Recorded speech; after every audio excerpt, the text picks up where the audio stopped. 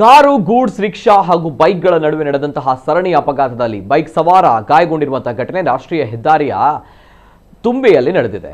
ನಾವೂರ ಸಮೀಪದ ಮೈಂದಾಳ ನಿವಾಸಿ ಮೊಹಮ್ಮದ್ ಅನ್ಸಾರ್ ಎಂಬಾತ ಗಾಯಾಳು. ಮಂಗಳೂರು ಕಡೆಯಿಂದ ಬಿಸಿ ರೋಡ್ ಕಡೆಗೆ ಬರ್ತಾ ಇದ್ದ ಕಾರು ತುಂಬೆಯಲ್ಲಿ ಏಕಾಏಕಿ ಬ್ರೇಕ್ ಹಾಕಿದಾಗ ಅದರ ಹಿಂಬದಿಯಲ್ಲಿ ಬರ್ತಾ ಇದ್ದ ಗೂಡ್ಸ್ ರಿಕ್ಷಾ ಕಾರಿಗೆ ಡಿಕ್ಕಿಯಾಗಿದೆ. ಅದರ ಹಿಂದೆ ಇದ್ದ ಬೈಕ್ ಗೂಡ್ಸ್ ರಿಕ್ಷಾಕ್ಕೆ ಡಿಕ್ಕಿಯಾಗಿದೆ.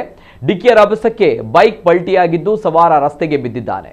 ಘಟನೆಯಲ್ಲಿ ಬೈಕ್ ಸವಾರನಿಗೆ ಗಾಯವಾಗಿದ್ದು ಮಂಗಳೂರು ಖಾಸಗಿ ಆಸ್ಪತ್ರೆಗೆ ದಾಖಲಿಸಿ ಚಿಕಿತ್ಸೆ ನೀಡಲಾಗ್ತಾ ಇದೆ. ಸ್ಥಳಕ್ಕೆ ಬಂಟ್ವಾಳ ಟ್ರಾಫಿಕ್ ಪೊಲೀಸರು ಭೇಟಿ ನೀಡಿದ್ದಾರೆ.